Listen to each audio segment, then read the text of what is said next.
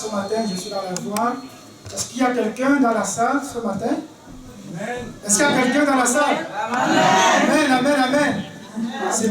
C'est toujours avec joie que nous nous réunissons tous les dimanches matin pour écouter le Seigneur. Parfois, quand nous louons là, c'est le temps qu'on donne à Dieu. Quand vient le temps que le Seigneur va nous parler, très souvent on est un peu... Non. Maintenant, la concentration pour écouter ce que le Père veut nous dire. Seigneur, ce matin, nous te remercions pour ta parole et je prie, Éternel, que tu puisses parler au cœur. Seigneur, je bénis ton nom parce que tu es le Dieu qui parle. Tu n'es pas un Dieu muet, tu es un Dieu qui parle, Seigneur. Parle à notre cœur et surtout à moi le premier. Seigneur, tu as déjà parlé, mais parle encore. Je veux diminuer et que toi tu crois. Saint-Esprit, fais le ministère. Que ton nom soit élevé au nom de Jésus. Amen. Alors ce matin, c'est une clôture. On va clôturer une série de messages que j'ai commencé il y a déjà aujourd'hui 3 dimanches. Le dimanche surpassé, j'avais annoncé le titre qui était... Non, dimanche surpassé, pas le dimanche passé. Le dimanche surpassé, je parlais de « Montre-moi ta foi et je te dirai quelle grâce tu as reçue ».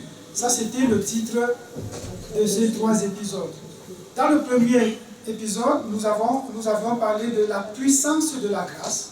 On a vu que la grâce était puissante. On avait démontré que la grâce est premièrement invisible, donc elle est partie de l'invisible vers le visible.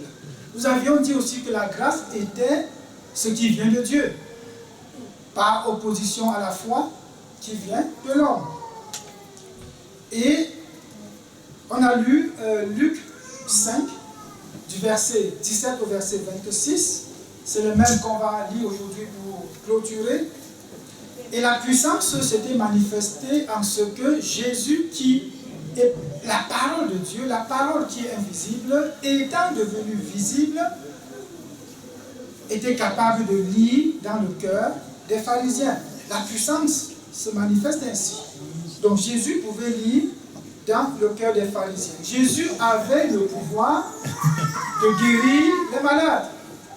Et il a guéri le paralytique qui était arrivé à lui. Jésus aussi avait démontré que tout pouvoir lui avait été donné sur la terre comme dans les cieux. Donc il est puissant. Notre Dieu est puissant. Dimanche passé, nous avons vu le pas de foi. Pourquoi? Parce que la foi, au départ, est aussi invisible, mais elle peut être rendue visible. On a lu Jacques 2, je crois verset 18, qui nous disait clairement, toi qui dis que tu as la foi sans les œuvres, viens et montre-moi ta foi sans les œuvres. Et moi, je te montrerai ma foi par les œuvres. Beaucoup de personnes ont épilogué sur ça en disant, est-ce qu'il y a contradiction? L'un, Paul qui dit, on est sauvé par la grâce, et Jacques vient en disant, on est sauvé, fais-moi voir ta foi. On a démontré que non, les deux ne se contredisent pas. Pas du tout, c'est que la foi, dès que tu l'as réellement, ça te pousse à agir. Et on avait aussi vu que le paralytique avait 2 problèmes, il avait 2 besoins. Le besoin principal qu'il ne connaissait pas, inconscient, c'était le besoin fondamental. Son âme était malade. Il avait besoin d'un pardon du péché, mais il ne savait pas. Quand on l'a transporté devant Jésus, il avait un seul souhait dans son cœur, une seule connaissance. Il savait, comme les autres juifs, il savait que Jésus avait le pouvoir de guérir physiquement. Il est venu avec cette foi-là, et il a obtenu non seulement la guérison physique, mais aussi la guérison de son âme. Nous avons conclu en disant, je pense qu'il est rentré chez lui, étant content. Pourquoi? Parce qu'il a reçu la vie. Quand on vient à Jésus, on ne rentre pas comme on est venu. On a vu qu'en tant que chrétien déjà, nous avons des pas de foi à faire. Dimanche passé, c'était le pas de foi. Tu es chrétien, tu dois faire un pas de foi. Il y a des domaines dans notre vie où on est comme bloqué, on n'arrive pas, on n'arrive pas, on n'arrive pas. Et je disais, faisons des pas de foi. Aujourd'hui, 4e épisode, probablement le dernier dans la série, Je vais parler des amis du paralytique et du paralytique lui-même. Pour parler des deux, je serai obligé de donner deux titres pour conclure. La première partie, c'est que on va voir que la grâce est puissante dans la foi commune. Parce que le paralytique, parce que Jésus a dit au verset 26 de Luc 5 qu'on a lu, Jésus vit leur foi. On avait dit, Jésus a vu la foi des 5 personnes, le paralytique et ses 4 amis qu'il avait transportés. Pour mettre ceux qui n'avaient pas écouté les deux messages dans le contexte, il s'agit, à un moment donné, Jésus était en train d'enseigner, comme étant dans une salle pareille, la foule était pleine, l'entrée principale était bloquée par la foule, certainement il y avait d'autres issues qui étaient fermées aussi, la foule était nombreuse, et il y a un homme qui voulait rencontrer Jésus. Il savait que s'il mettait pied devant Jésus, il devrait être guéri. Sa maladie, dans le texte, c'était un paralytique. On ne définit pas, mais le contexte réel, c'était une paralysie physique. Donc, ne pouvant pas marcher, il y a eu 4 personnes qui l'ont aidé en le transportant sur un lit ou un brancard, l'amener à Jésus. Malheureusement, la foule avait bloqué l'entrée. Ils étaient obligés de passer par des voies en arrière, l'escalier, en dehors de la maison, monter au toit, creuser une tuile comme une tôle, l'enlever et passer le paralytique par ce trou et le déposer devant Jésus. Et Jésus lui a dit, bon, ayant vu leur foi, la Bible dit leur foi, d'où je dis la foi des 5, pas des 4 seulement, Jésus a donc dit, lève-toi, non, tes péchés te sont pardonnés. Les scribes, c'est-à-dire les docteurs, ceux qui maîtrisaient la loi, les pharisiens aussi, ont critiqué parce qu'ils voulaient arrêter Jésus en disant, qui est cet homme qui ose dire tes péchés te sont pardonnés? Parce qu'il n'y a que Dieu seul qui pardonne les péchés. J'ai aussi démontré que, justement à l'époque, les pharisiens, comme les hommes qui maîtrisaient la science de Dieu à l'époque, ils savaient que Jésus faisait des miracles. Ils croyaient aux choses qu'ils voyaient. Mais dans le surnaturel, ils ne connaissaient rien, ils n'acceptaient rien. D'où Jésus, pour démontrer qu'il était réellement Dieu, il a dit, le Fils de l'homme, parlant de lui, il est réellement le Fils de l'homme, il a le pouvoir de dire tes péchés te sont pardonnés, c'est-à-dire les choses invisibles. Il a aussi le pouvoir de dire, prends ton lit, lève-toi, prends ton lit et marche. Donc on a vu que le paralytique est rentré étant content, tout le monde était content, ils ont glorifié Dieu en disant, nous n'avons jamais vu de choses pareilles. Ils étaient étonnés. Ça c'est le contexte. Aujourd'hui nous allons parler des amis du paralytique. On va voir que dans nos vies, dans notre vie de tous les jours, on est souvent bloqué. Dans la marche spirituelle, le chrétien est souvent seul. Il va se battre seul, il va faire des efforts seul, il ne sera pas soutenu. Certains vont même dire, oh frère, s'il te plaît, aide-moi à prier. J'ai constaté que les chrétiens disaient souvent, ah oui, je vais prier pour toi, ma soeur, vas-y, je vais prier pour toi. Mais est-ce qu'ils le font réellement? Je pourrais bien dire non. On voit qu'une fois, même si tu es ferme, quand tu es seul, ta puissance est moindre. Mais quand vous êtes 4, 5, la puissance est là. Je pourrais te poser la question, qui te soutient dans ta foi? Avec qui mènes-tu le combat? Est-ce que tu es seul devant ton problème tous les jours? Tu luttes seul, ça te dépasse? Et quand ça te dépasse, qu'est-ce que tu fais? Tu fuis. Non. Aujourd'hui, on va voir que la parole nous conseille de se mettre ensemble. Pour aider un ami, pour aider un frère, et même pour aller vers quelqu'un. On a vu que le paralytique pouvait être un non-chrétien. Et que les chrétiens, ensemble, se sont mis pour le porter à Jésus. Vu sur le plan spirituel, ça colle énormément bien. Donc quand tu pries pour ta mère qui ne connaît pas le Seigneur, tu peux te joindre à ton frère qui connaît déjà, à une cousine qui connaît déjà, à un ami qui connaît déjà le Seigneur. Ensemble, vous la portez dans la prière. Ça, c'est dans le sens spirituel.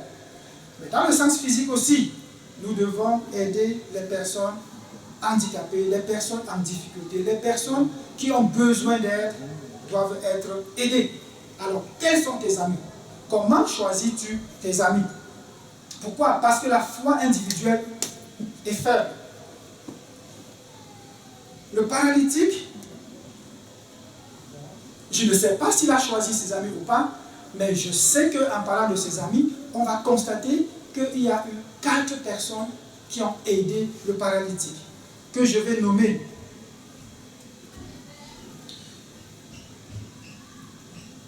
Je vais nommer le premier que je vais appeler entraide.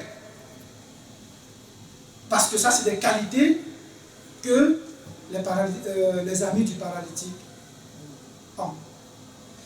Il y a de l'entraide. Ils ont décidé ensemble d'aider quelqu'un.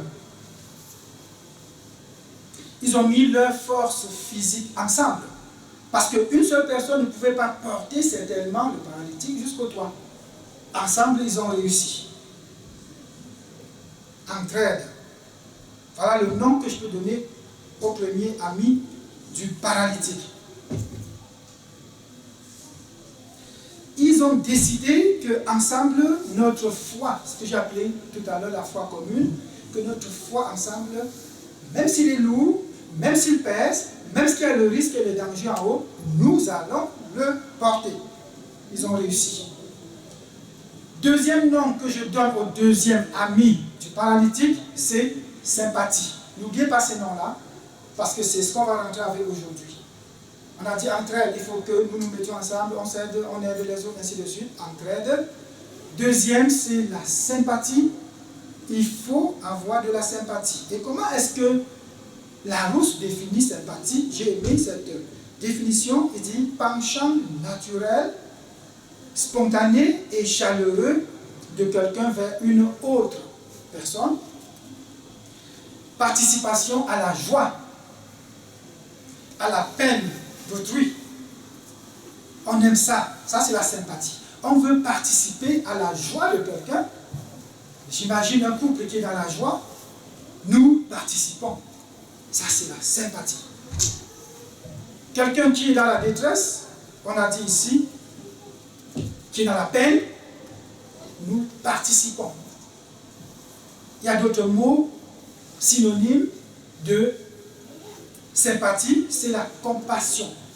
La compassion, c'est ça. Compatir, subir, souffrir avec toi.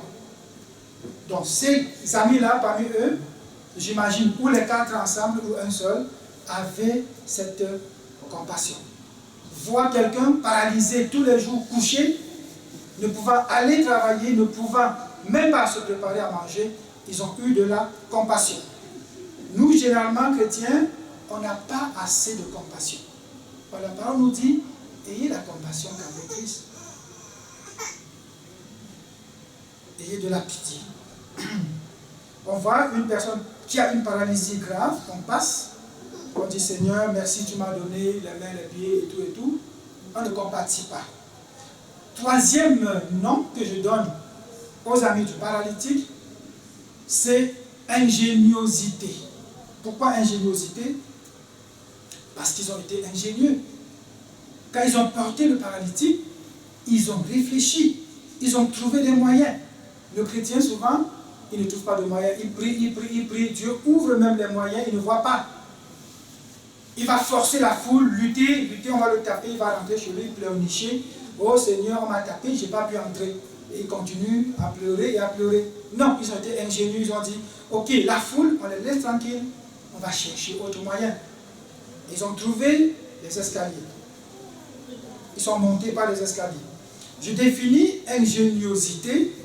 Ingénieux, c'est l'adjectif. Une femme ingénieuse. C'est les qualités quelqu'un qui possède l'esprit inventif. Ils ont imaginé, ils ont inventé, et ils ont trouvé aisément une solution à leur problème. Je pense que ça n'a pas mis long qu'ils réfléchissent ensemble. Pourquoi? Parce qu'ensemble, on réfléchit vite et bien. Ok, regarde, la foule est là, qu'est-ce qu'on fait? Comme tout le monde. Ok, ensemble, on va voir que la foi commune, ça paye. Ensemble, ils ont trouvé moyen par le toit. Ils ont été ingénieux. Et je voyais qu'à l'époque, on construisait, même les tuiles, c'était vraiment de la terre cuite, c'était solide. Donc ils ont pris du temps de creuser, et d'enlever une tuile pour trouver le passage. Aujourd'hui, on dirait des ingénieurs en construction. Ils ont été vraiment inventifs. Le quatrième nom que je donne à l'ami du paralytique, c'est persévérance. Wow! Persévérance. On a entraide, on a deuxième, c'était qui? C'était quoi? Sympathie. Troisième. Et quatrième. Persévérance. Merci, vous êtes avec moi. Ça, c'est super. Ouais, vous êtes vraiment avec moi. Ça, c'est bien. Voilà les noms qu'on peut donner aux amis du paralytique. C'est quoi persévérance? C'est l'action de persévérer. C'est l'action de persévérer. Ils ont persévéré. Mis ensemble, ils ont persévéré. C'est sûr que le mettre sur le brancard, c'était facile. Certainement, il était déjà là-dessus. Voilà, juste porter. Marcher longtemps sans se fatiguer. Et arriver au lieu de le déposer, il y a des obstacles. Ils ont dit, ok, on n'abandonne pas, on réfléchit. Ils ont trouvé moyen de passer par l'arrière, monter les escaliers et tous les risques que vous pouvez imaginer pour le déposer devant Jésus. Ils sont persévérants. Un autre pouvait dire, oh écoute, moi, ça en est trop, tu me demandes trop. Je t'ai amené jusqu'aux escaliers, non, je ne peux plus. Tu peux dégringoler avec moi et je me casse aussi la jambe. Non, j'abandonne. Non, aucun d'eux n'a dit ça. Tous les quatre ont tenu ferme la foi commune. Comment est-ce que la grâce agit face à une foi commune? Ensemble, ils sont forts. Mais la grâce de Dieu est puissante au milieu d'eux parce qu'ils sont ensemble. Synonyme de persévérance, c'est la constance. Es-tu constant dans ta marche avec le Seigneur, dans tes décisions de te mettre avec quelqu'un? Es-tu constant? Non. On vit dans une société où ça se divise très vite. Après on se met ensemble, après on veut porter. Un autre va dire, je veux porter plutôt la tête parce qu'elle est légère. Pourquoi tu me laisses au pied et ça pèse? Pourquoi tu veux? Non, changeons et discussion, on se sépare. Mais non, ça n'a pas été le cas pour les amis du paralytique. Ça n'a pas été le cas. Ils ont poursuivi jusqu'à la fin. Le contraire de persévérance, c'est abandon. Aucun d'eux n'a abandonné. Aucun. Ils ont tenu jusqu'à la fin. Ils n'ont pas renoncé. Romains 2 au verset 7 va nous dire ceci. Romains 2 au verset 7. Romains 2 au verset 7, il nous dit ceci.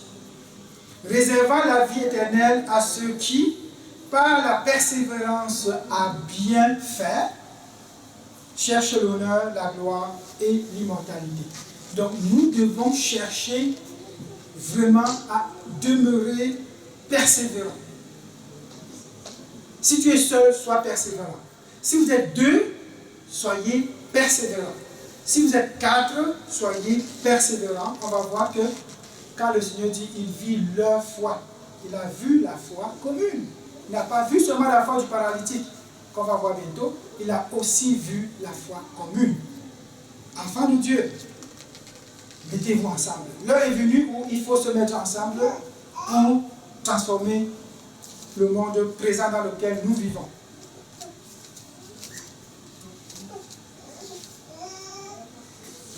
Apocalypse 3, verset 10 dit la même chose différemment. Parce que tu as gardé, Apo 3, 10, parce que tu as gardé la parole de la persévérance en moi. Nous sommes chrétiens, il faut garder la parole de la persévérance. Seul je garde la parole de la persévérance. À deux, nous gardons les paroles de la persévérance. À quatre, ils ont gardé les paroles de la persévérance. Les amis du paralytique ont gardé ce qui les a unis. Ils avaient un seul objectif, amener le paralytique devant Jésus. Ça, c'est ce qui les unissait.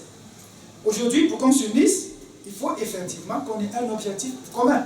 Si on n'a pas un objectif commun, chemin faisant, on va démissionner. J'avais un ami que j'avais à l'école, j'aime le soccer, et lui, un jour, il vient me voir, j'aime aussi le soccer. J'étais content, oh, un nouvel ami, il aime le soccer comme moi, on va jouer tous les jours.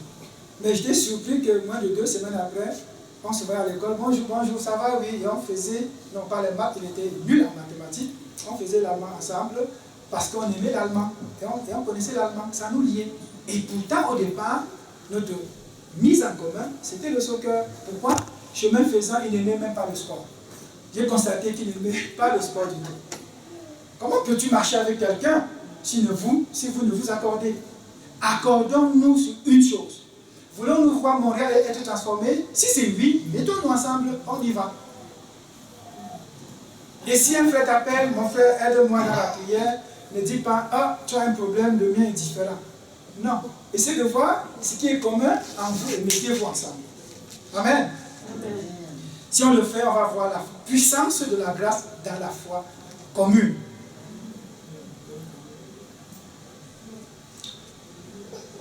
De nos jours, on pourrait dire les paralytiques avaient des raisons. Non, les amis du paralytique auraient eu des raisons pour abandonner. Ils pouvaient dire, je ne suis pas diplômé en premiers soins. Vous savez qu'ici, il faut faire les premiers soins. Il faut apprendre à porter quelqu'un qui souffre, quelqu'un qui est malade. Il va dire, je n'ai pas ce diplôme-là. Généralement, quand on voit quelqu'un qui souffre, on appelle le 911. Parce qu'on n'a pas la formation pour le tourner et le porter. On pourra t'accuser d'avoir aggravé son mal. Les chrétiens diraient aujourd'hui, ah, le Saint-Esprit, Saint-Esprit, dis-moi s'il faut aider ou non. Saint-Esprit est prié pendant 1 heure, 2 heures. Alors qu'il faut juste se mettre ensemble et dire, aidons quelqu'un qui souffre. Prier, c'est bien. Agir, c'est encore mieux. Bien sûr, mettez-vous ensemble, ok? Mettons-nous ensemble.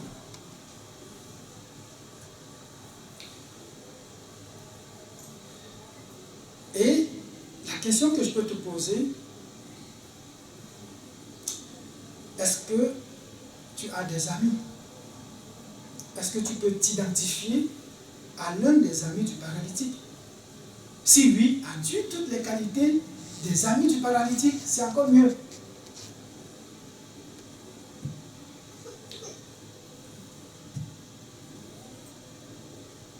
Si tu as les 4 qualités en toi, 2 Pierre 1, on l'avait vu une fois, effectivement, à ta foi, il faut ajouter ceci, ajouter la vertu, à la vertu, ajouter. Si tu as tout ça en toi, c'est bon.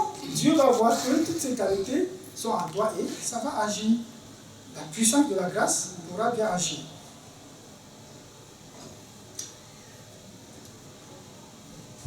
Colossiens 2 au verset 2 va nous dire, parlant de l'union, il dit, Colossiens 2, 2, je le lis rapidement parce que on n'aura pas assez de temps pour terminer. Afin qu'il ait le cœur rempli de consolation, qu'il soit uni dans la charité. Colossiens 2 nous dit qu'on soit unis dans la charité. La charité, c'est l'amour. Et si tu étudies 1 Corinthiens 13, tu vois bien oui, 1 Corinthiens 13, parlant de l'amour, à la fin, tu vas te rendre compte que l'amour là, c'est Christ.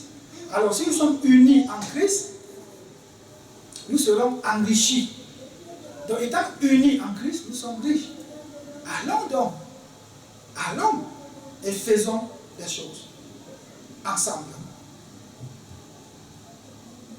Est-ce que je peux dire, sans risque de me tromper, que la grâce est agissante par la foi pratique? Non, je ne me trompe pas. On l'a dit la dernière fois, la foi qui est invisible en moi, dès que j'agis, dès que je mets en action cette foi invisible, elle devient visible et tout le monde le voit. On a vu la foi du paralytique, il est allé jusqu'à Jésus, Jésus l'a guéri, même les pharisiens ont vu la foi physique. Donc elle est puissante. Agissons. Si elle est puissante pour une personne, elle le sera encore plus si nous sommes 4 ou 5. L'union fait la force, dit-on.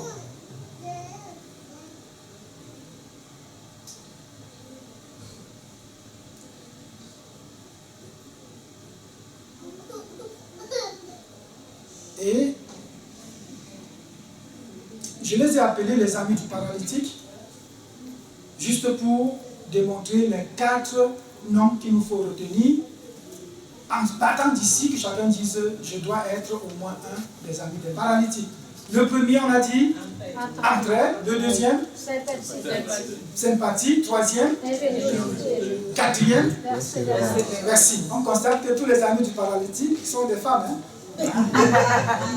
Vous avez remarqué ça? C'est toutes des filles là, c'est des féminins. Est-ce que je vous dis d'aller avoir 4 amis féminins? Non. Okay?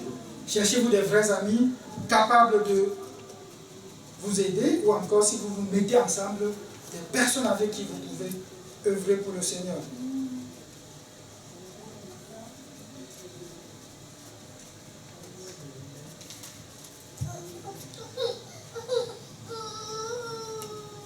Maintenant, le paralytique. Parlons un peu du paralytique.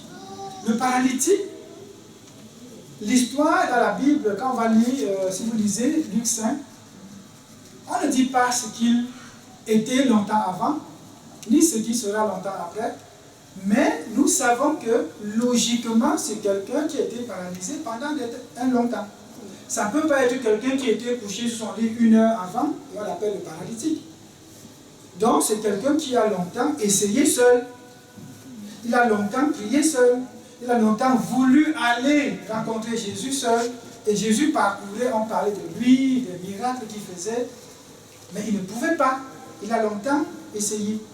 J'imagine qu'il a aussi, dans son orgueil, caché même sa paralysie. Dans son orgueil, il ne voulait même pas qu'on sache qu'il est incapable d'aller. Donc il a caché. On a même voulu l'aider, il a dit non, laissez-moi, je ne peux rien, ça ne peut rien donner, laissez-moi. Il a longtemps refusé l'aide, la sympathie des autres. Il a longtemps refusé. Mais un temps est venu où il a dit assez, c'est assez. Il faut qu'aujourd'hui quelqu'un dise assez, c'est assez. Maintenant vient le temps où je ne travaille plus seul. Vient le temps où je ne prie plus seul. Les chrétiens ont l'habitude de dire qu'il y a des gens qui ont l'onction pour prier en groupe.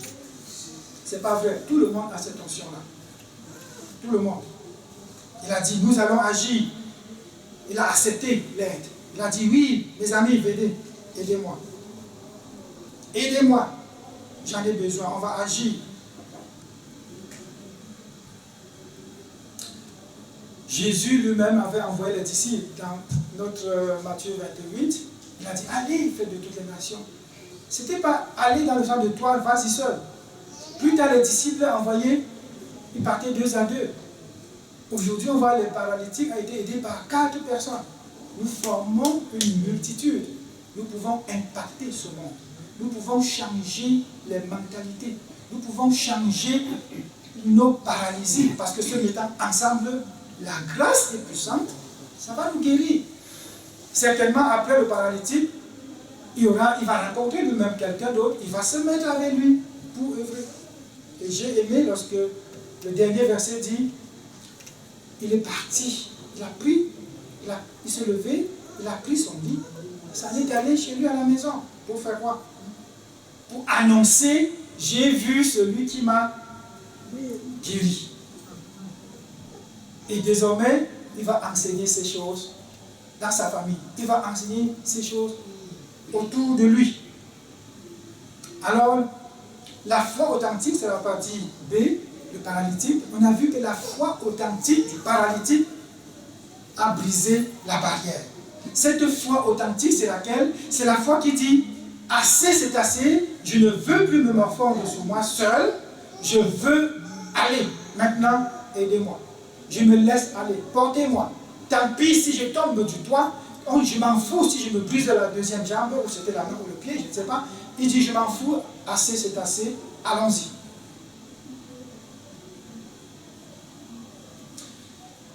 Il a dû longtemps s'apitoyer, il a même dû être orgueilleux, il a même dû cacher sa douleur, son mal, il a dû se résigner longtemps. Mais maintenant il a dit, allons-y. Allons, car ce Dieu, je veux le rencontrer. Il savait qu'il voulait rencontrer Jésus. Rien ne pouvait l'arrêter.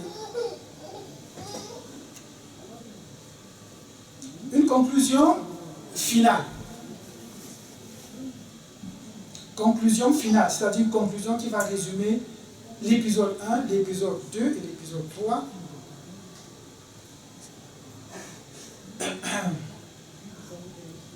La grâce de Dieu invisible, rendue visible, est puissante. La grâce, c'est ce que Dieu a décidé de faire. Ce n'est pas parce que nous avons beaucoup prié et parce que tu as beaucoup jeûné ou que tu as beaucoup pleuré comme l'enfant pleura que Dieu a décidé de nous envoyer Jésus. Non. Dans son amour, il a décidé de nous donner le Fils. Dans son amour, dans sa grâce, il a décidé de nous donner la grâce. Il a dit tout simplement, celui qui croit en lui aura la vie éternelle. A la vie éternelle. Autant pour moi, a la vie éternelle. La grâce est rendue puissante. Elle est venue parmi nous par la chair. La parole invisible s'est rendue visible, s'est faite chair. Jésus était visible. Malheureusement rendu visible, les gens ont vu en lui le fils du charpentier. Ils n'ont pas vu le Christ qui était en lui. Ils n'ont pas vu Dieu, ils ont vu le Fils. On a vu que nous avons une foi qui, au départ, est cachée en nous. Il y a des gens qui connaissent le Seigneur longtemps durant, ils sont dans leur famille, personne ne sait. Ils cachent, ils gardent. Non. La foi ne doit pas être cachée. Donc, quand tu connais le Seigneur, il faut passer de la foi invisible à la foi visible.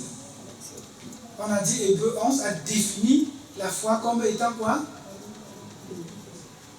Ferme assurance des choses et une démonstration de ce qu'on ne voit pas. Comment démontrer ce qu'on ne peut pas voir? Comment démontrer ce qu'on ne peut pas voir? Il a démontré la foi invisible, c'est rendu visible.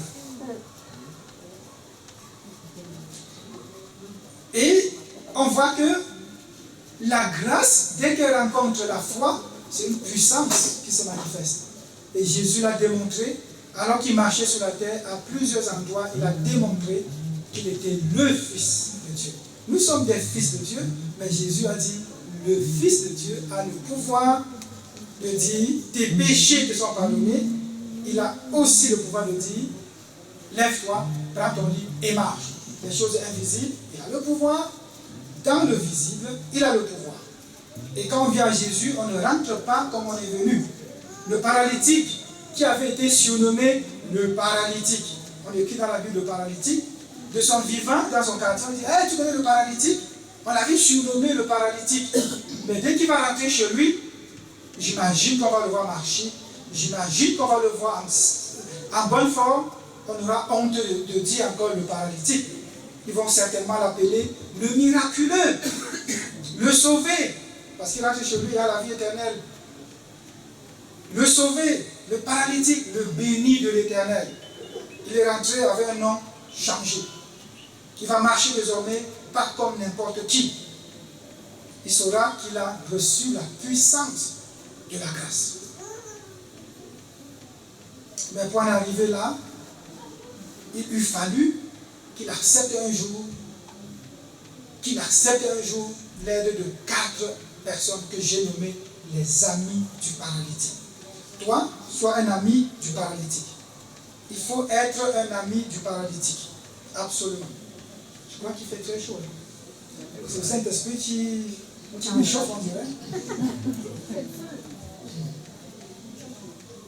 Donc, je disais, pour en arriver là, il a dû prendre sur lui les 4 qualités de ces gens qui l'ont porté. Alors, toi aussi, je te dis, renforce ta foi par les 4 qualités. Sois prêt à aider quelqu'un, et de la sympathie pour d'autres. Sois persévérant dans ta marche avec le Seigneur. Sois ingénieux. Je le dis à vous, je le dis aussi à moi. Très souvent, j'attends les méthodes de Dieu, j'attends toujours le Seigneur. Et pourtant, dans le naturel, on peut utiliser des méthodes sur place. Dieu nous a rendus intelligents. Pendant des années, on était à l'école, on est des ingénieurs, les gens ont étudié l'économie et tout ça. Rendu chrétien, on abandonne tout ça. On dit Seigneur, Saint-Esprit, Saint-Esprit. Je suis le premier. À un moment donné, on va dire Seigneur, quels sont les chemins qu'on peut prendre? On ne dit pas d'aller voler parce que tu es très ingénieux, d'aller cambrioler une banque. Non, ce n'est pas ce qu'on dit. Mais de comprendre que ce que Dieu nous a donné comme don, comme talent dans le naturel, ça peut nous servir dans le service spirituel. La foule ne devrait pas nous effrayer. Quand la foule se place, on cherche autre moyen, comme les amis du paralytique. Pour marcher dans la victoire, ça nécessite effectivement l'union, parce que l'union fait la force. Tous ont dit, nous avons vu aujourd'hui des choses étranges.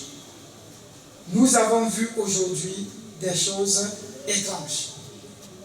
Alléluia. Seigneur, nous sommes devant toi et nous voulons voir des choses étranges. Tous les jours de notre vie, nous voulons voir des choses étranges. Tu nous appelles, ô Père, à l'union. Tu nous appelles à l'acte, Seigneur. Nous voulons être comme des amis du paralytique, avoir ces qualités en nous, afin que, Seigneur, lorsque nous marchons, s'il y a quelqu'un qui a besoin d'aide, Seigneur, physiquement, qu'on s'entende, qu'on s'unisse pour l'aider. Seigneur, dans la marche spirituelle aussi, nous voulons nous mettre ensemble pour lutter pour les mêmes causes. Et nous t'avons, Seigneur, comme amour en nous. Nous t'avons comme unique source, Seigneur. Et nous voulons nous appuyer sur toi, ô Jésus. Nous te bénissons, nous t'adorons. Donne-nous de passer une journée agréable devant toi. Seigneur, que ton nom soit élevé. Au nom de Jésus. Amen. Amen. Il y a un verset que je lis toujours. Si on ne peut pas le mettre au tableau, je le lirai. 2 Thessaloniciens 3 au verset 5. Ça dit ceci. 2 Thessaloniciens 3, 5. Que le Seigneur dirige vos cœurs vers l'amour de Dieu et vers la patience de Christ. Amen. Amen. Soyez bénis et bon dimanche. Merci.